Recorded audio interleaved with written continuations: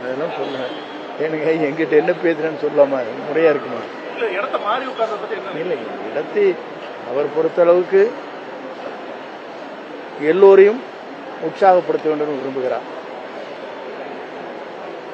ஒரு சுருக்கமாக சொல்ல போனால், ஒரு முதலமைச்சர் இந்த அளவிற்கு நடந்து கொண்டிருக்கிறார் என்ற நிலை மாறி இந்த மாற்றத்தை எல்லோரும் உற்சாகத்தோடு இந்த பணிகளை ஆற்ற வேண்டும் நோக்கத்தோடு தான் எல்லோரும் அருகிலும் வந்து அமர்ந்து இந்த பணிகளை அன்றைக்கு நேற்றைய தினம் 1 மணி நேரம் முன்தான்.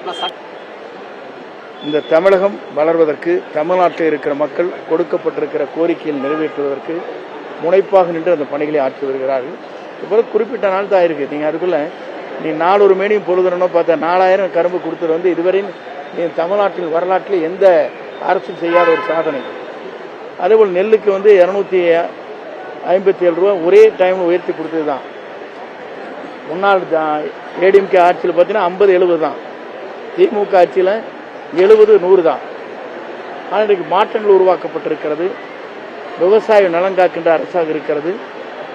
ஆகவே விவசாயியை பொறுத்தவரையிலும் இன்றைக்கு பல்வேறு நிலைகள் நின்று பேசினாலும் கூட இருக்கின்ற நிதியை வைத்துக் கொண்டு இந்த அளவிற்கு விவசாயிகளுக்கு மனித நேயத்தோடு வழங்குகிற ஒரு முதலமைச்சராக நம்முடைய வெற்றி தளபதி அவர்கள் இருக்கிறார்.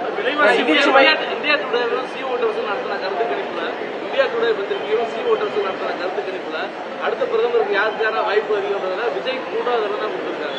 முதலிடத்துல பிரதமர் மோடிக்கு முதலிடம், 2வது இடம் ராகுல் கொடுத்திருக்காங்க. ரொம்ப குறைவான சதவீதம் தான் விஜய் பெற்று. பொதுவாக நாங்கள் கூறியிருப்பது தமிழ்நாட்டில் முதலே அவர் முதலமைச்சராக பொறுப்பேற்று அவருடைய பணிகளை பார்க்கத்தான் மக்கள் மாற்றங்கள் உருவாகும்.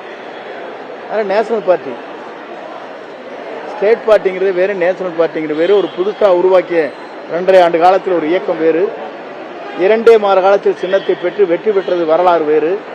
இந்த வரலாற்றுக்கு சொந்தமே நீங்கள் அதை பார்க்கிற போதுதான் நாளை என்ன நடக்கப் போகிறது என்று எதிர்காலம் தான் நிர்ணயிக்க தவிர, நான் என்னை பொறுத்தவரை சொன்னதெல்லாம் தேசிய அளவில் ஒரு முன்னணி தலைவராக அப்படின்னு சொன்னது காரணமே அவருடைய ஸ்கீம்ஸ், அவருடைய திட்டங்கள், அவருடைய எண்ணங்கள் ஒரு நேர்மையான ஆட்சியின் தமிழ்நாட்டில் நடத்த வேண்டும் என்பதிலே தெளிவாக இருக்கிறார். இதுவரைக்கும் யாரை சொல்ல முடியுதா? தமிழ்நாட்டை சொல்ல முடியுதுங்களா? எந்த கட்சியாவது துணிந்து சொல்லி இருக்கிறார். அதை நிறைவேற்றிக் கொண்டிருக்கிறார்.